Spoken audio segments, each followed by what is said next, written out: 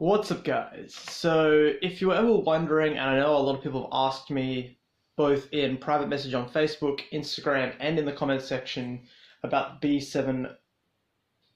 B709A Imitations Firearm Confirmation and Certificate.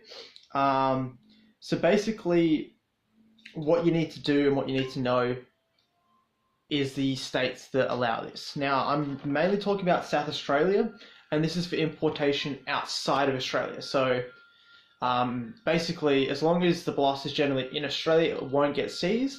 There's been a few rare cases of that happening. It doesn't happen quite often anymore, but this is for people that are buying from eBay or a Chinese seller and getting it into South Australia. So other states may apply and may have this apply, but this is more specifically directed at the South Australian community. So guys, the first thing you want to do, now this is the best way I went about it, and it helps you get a real good clear understanding, is call SAPOL Firearms Branch inquiring about the gelblasters, and they'll tell you everything you need to know. They'll basically just give you a bit more of a lowdown on it. Obviously, you know, they generally are really, really nice people.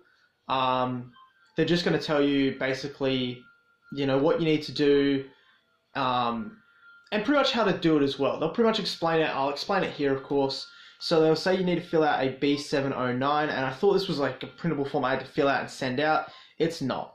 So basically, you have to email SAPOL Firearms Branch, and the link or their email address will be in my description for the description of the video, and request a B709A.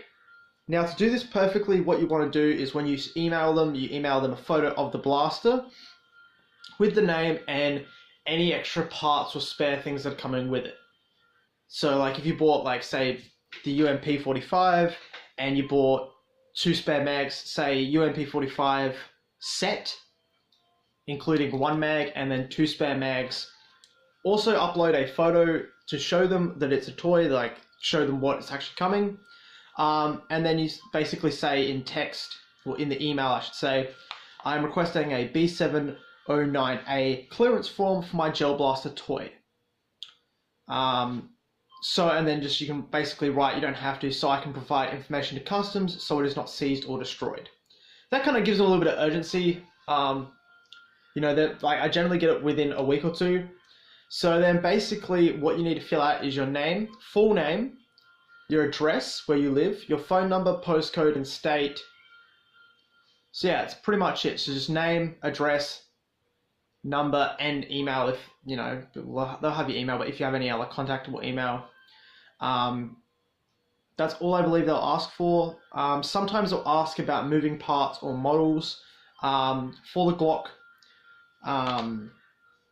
the G18, they asked about if it had specific moving parts, what the material was made out of. And yeah, that's basically just for their own reference, because obviously the G18 Glock looks very, very similar to a real Glock. They just want to make sure it's not an airsoft gun or an actual real gun. So that's basically how you go about it. And when you get it in the post, this is what it's going to look like. I've obviously white taped all the private information. But yeah, so basically it's got a stamp. It will say in this corner here, if you can see correctly, sometimes my camera won't focus, Glock 18 Imitations Firearm, blah, blah, blah. You'll have the authorization person's signature, and then on the back side, that's just what it looks like. So then what you do with this form, you call up customs, which I believe their actual office is in Port Adelaide. You're basically just going to contact them and go, hey, I've got approval for this blaster. This is the tracking number. Generally, they may ask you to come down and drop the paperwork off. I couldn't find an email specifically for them, so generally they just ask for a tracking number and the proof you've got the form. So it will be a trip if you live like down south.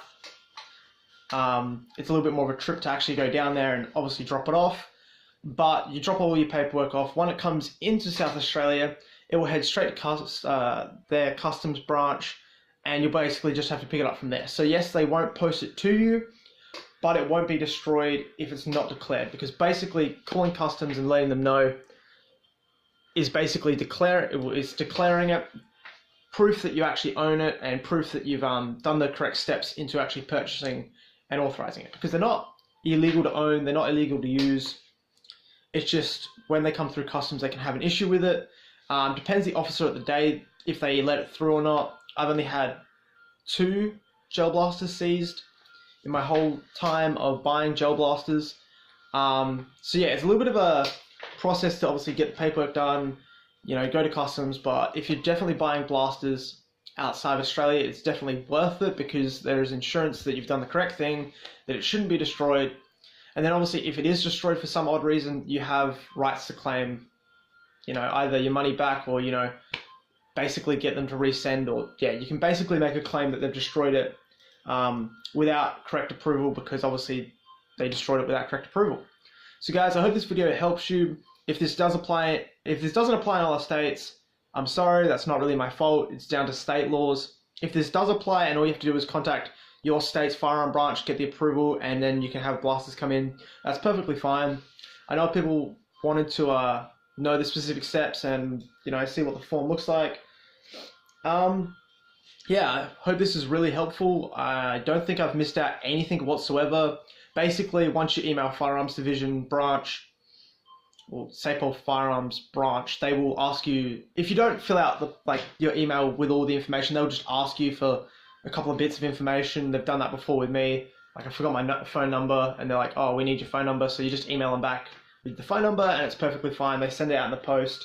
You should get it between 1 to 2 weeks, which is really good, because then obviously you can contact customs. But yeah, so guys, I hope this is really informative, really helpful.